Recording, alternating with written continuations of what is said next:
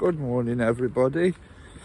It's the morning after the night before. I couldn't record this reaction video last night after the game because my battery died, so I thought I would record it on my journey into work.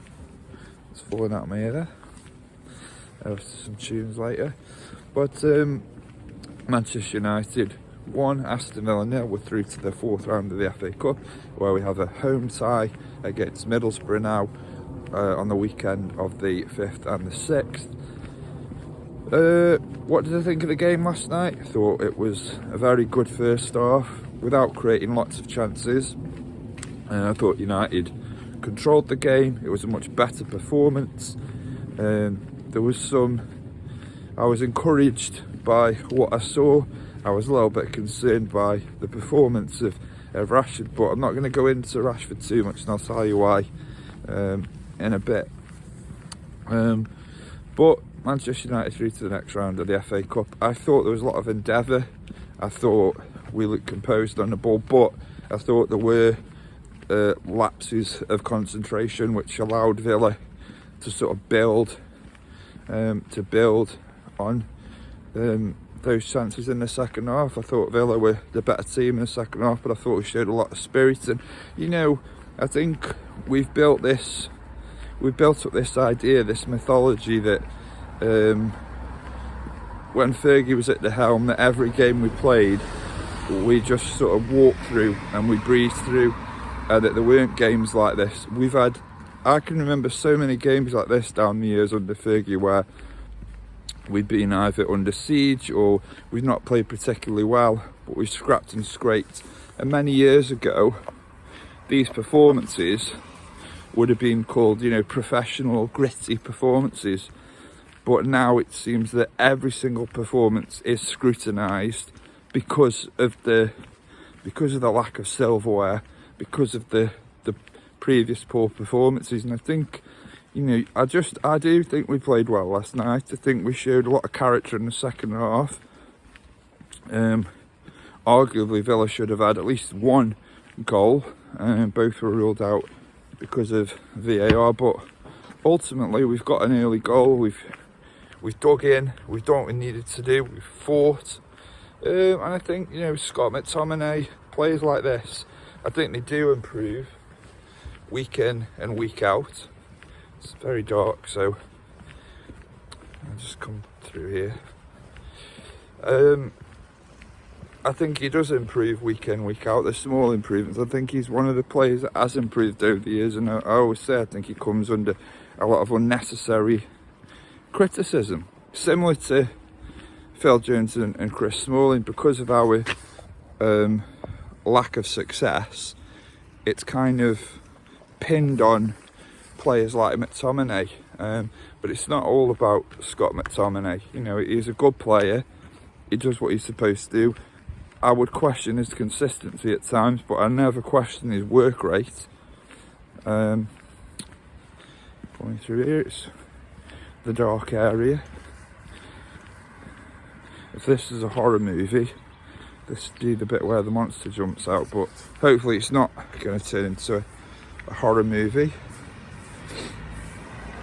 But yeah, good performance last night. Overall, happy with the performance.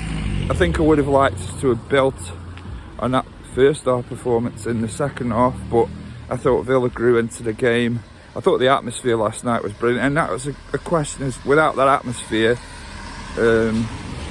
would it have been the same kind of experience? Because the atmosphere was brilliant. Obviously, Gerrard at the helm for Villa now. He's got former allegiance to Liverpool, although he says that goes out the window now, which is fair play, and he's doing his thing. But banter, nothing malicious.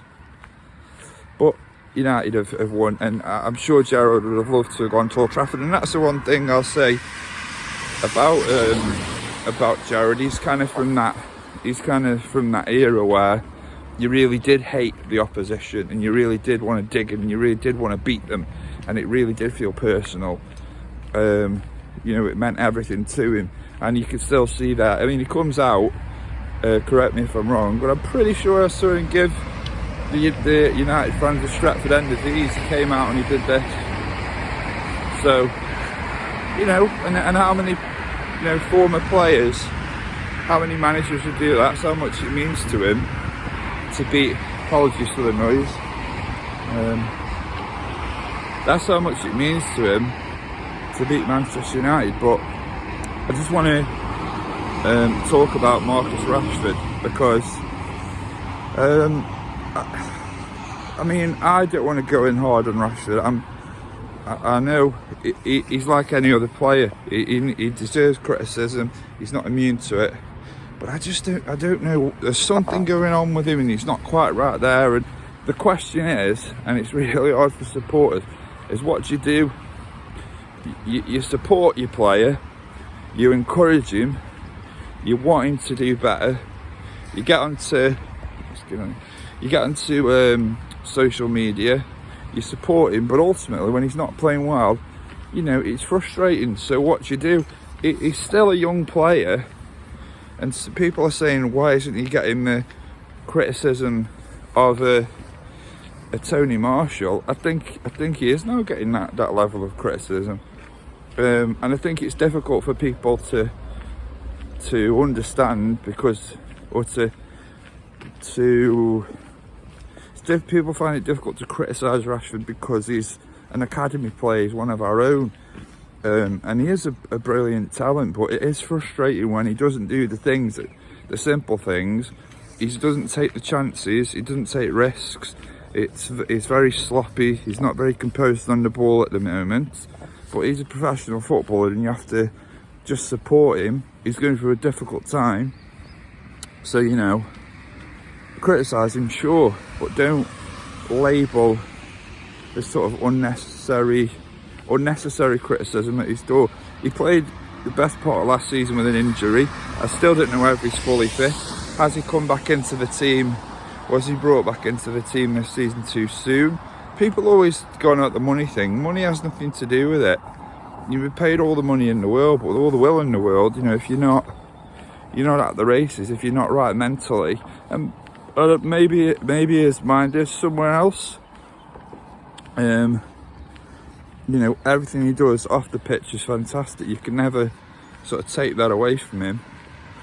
But ultimately, it's what he does on the pitch that really matters for supporters, and people come a long way, and he's just kind of, I wouldn't say he's not trying, but it just isn't coming off for him at the moment, and that's where we need to make sure he is right as supporters, because he is a brilliant player and he is important and on his day. But you don't want him to become one of those players, a bit like Tony Marshall, who's, you know, fantastic on his day. Well, anyone could be fantastic on the day. I could have a worldie somehow. I'm not saying it's going to happen. Still waiting for the call from United.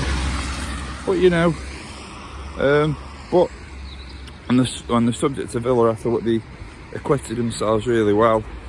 I think they've got a lot to look forward to. But we knew this anyway. This Villa team is no different than the Villa team from last season. You know, they had a blip this season, unfortunately. Someone lost the job. Apologies for the noise.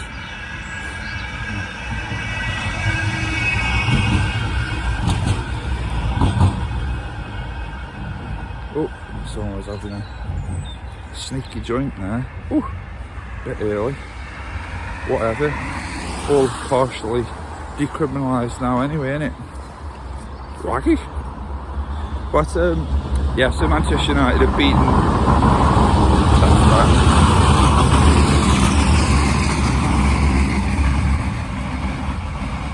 Manchester United have beaten Aston Villa by a goal to nil in the FA Cup.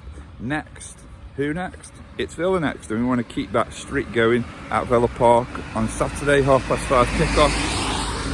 Not lost there since 1995, and the last time, here's a stat for you, the last time we played back-to-back games and we won the first game, we lost the second. That was against West Ham earlier this season, where we lost 1-0 at Old Trafford after beating them 2-1 in the previous game a few days before. So I'm looking forward to the game here. I always get more nervous about this game as each year passes, but we did lose there in the pre-season, but that doesn't really count, does it? Or maybe it does, I don't know. Leave your thoughts in the comment section. Let me know what you think about last night's game, and until next time, thank you so much for watching. If you haven't done so already, why not subscribe? And until next time, I will see you all soon.